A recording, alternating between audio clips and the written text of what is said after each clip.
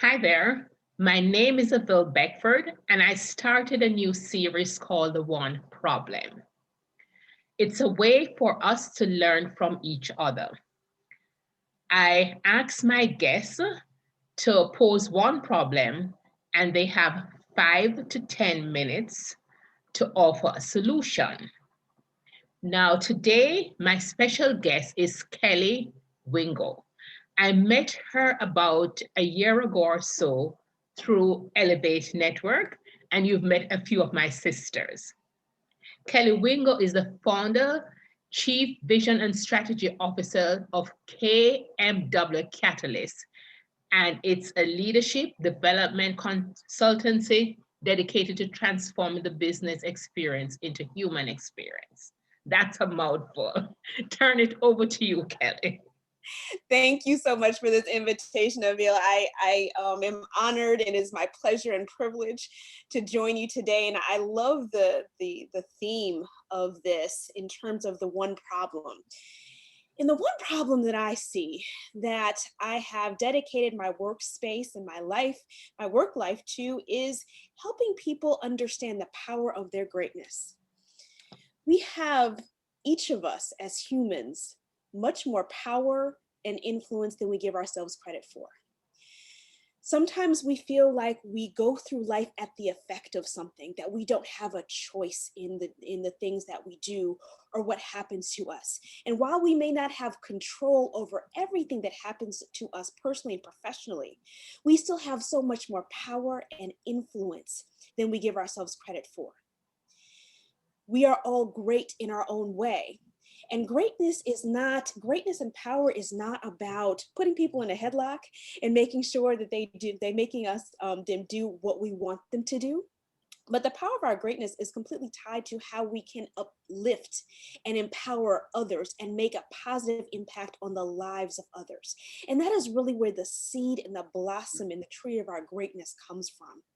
Now, how does this manifest itself? When we want to own the power of our greatness within our sphere of power and influence, it really starts with our mindset. Developing and adopting an ownership mindset personally and professionally. So when we talk about specifically, let's say, our career trajectories, we need to learn to be the CEO and business owner of our career journeys. And for me in my business, that means helping clients and other humans in this human race that we call it to adopt an entrepreneurial mindset, or in the case of being an employee, an entrepreneurial mindset, which is simply an employee that operates with an entrepreneurial spirit. Nobody needs to give us permission to be highly motivated and to take ownership of the products and the processes that we involve ourselves in our day-to-day work lives. Nobody needs to give us permission to be innovative, to think creatively, to think out of the box. If something is not working, your response should not be, this is how we've always done it. There's an issue with saying, this is how we've always done it, because how you were doing it before may no longer work. And I think especially in this age that we're living in, with all the things that have happened in the past year, we realize that how we've been working before doesn't necessarily apply right now. And even how we were working prior to the pandemic may still have been broken. But of course, we get used to working with a broken foot, and to the point where we don't even realize we're limping. We just get used to the limp. So really taking that ownership mindset and saying, you know what, how can we tweak this? How can we make this different? How can we make this better? How can I tap into my own personal talents and skills and gifts and make sure that I'm doing things that impact people personally in a positive way? And when we do that, we also impact ourselves in a positive way. And the second thing is, after adopting an ownership mindset, is really defining success for ourselves. We live in a social media world where it's always keeping up with the Joneses. We look on Instagram, everybody looks happy. Everybody's got the perfect job, perfect family, perfect life, perfect car, perfect house. And we think if we don't have that, then what am I doing? What am I doing that's wrong? That's actually not the right way to look at things. Since there are 7.5 billion people on this earth, there are 7.5 unique humans on this earth that are not replicated, that are not duplicated, that you can't replicate, that you can't duplicate. So leaning into that, the uniqueness of where we stand in the universe, it's important for us to define success for ourselves. Success can mean I got through this day with a smile on my face and I didn't break down, which is an accomplishment. Especially we talk about and all the things that are happening in this world, whether it be health pandemic, economic pandemic, racial justice pandemic. There's a lot going on in this world. So success can look like I got through this day and I am still breathing. I am still living. I have kept my sanity for today. Or even if you did have a breakdown, I got through it and I'm getting through it. So understanding how we define success for ourselves, it's not always about being picture perfect, but what that means for us. Sometimes we may have had a certain picture of what success looks like from how we were raised or what the perception is. But being happy and understanding that your life is a journey, your career trajectory is a journey, is an important part of defining your success for yourself. The third thing I would say is train your mind to see opportunity everywhere, even in fear and failure. You have to make fear and failure your friend. Yes, you can absolutely be fearless. That is possible. But understand that you can't experience being fearless without first experiencing fear. You can't even write the word fearless without writing the word fear first. You don't get a cookie for doing something that's easy for you. That's not what it's about.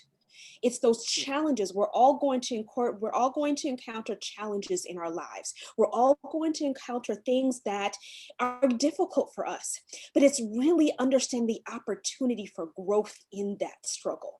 If you always do things perfectly, which perfection is a complete illusion, then what are you really learning? Because you don't know what you're really doing, because it's just by happenstance that things just happen to work out right. But it's in those times that we experience fear, we experience failure, we fall flat on our face, we knock our head on the concrete, and it's how we get up with the next step is that's really the most important thing. So train your mind to see opportunity everywhere, even in failure, even in fear. Make fear and failure your friend.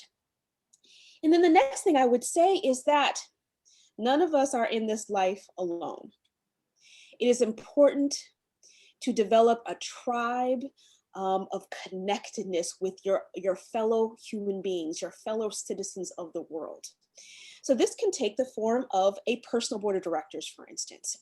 And similar to a company that has a personal board of directors, a personal board of directors is designed to help the company grow, or in this case, help you as an individual grow. They are to highlight what might be a challenge for you. They're to be your champion, your cheerleader, to give you advice, mentorship, allyship.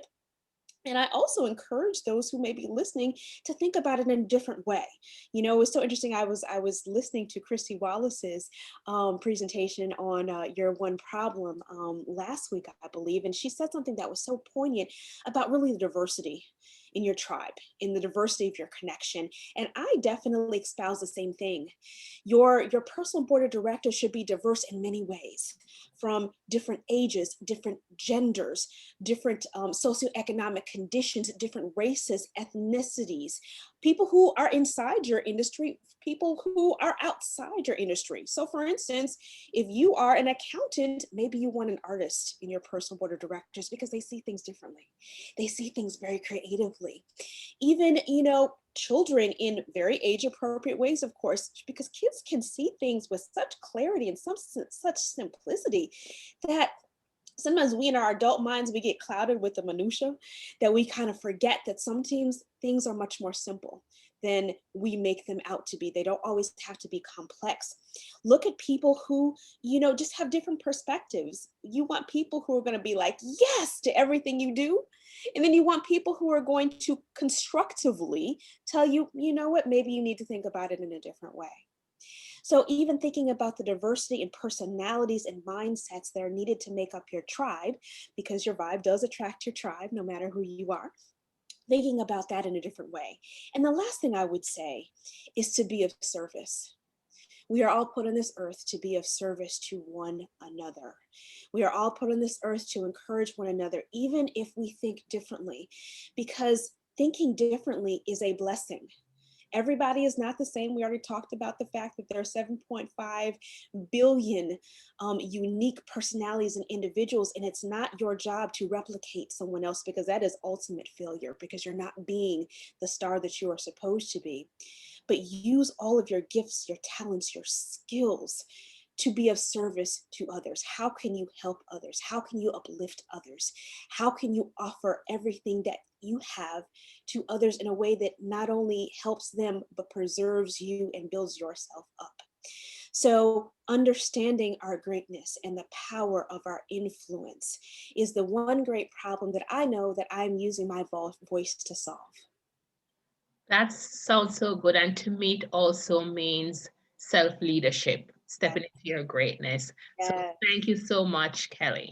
Thank you.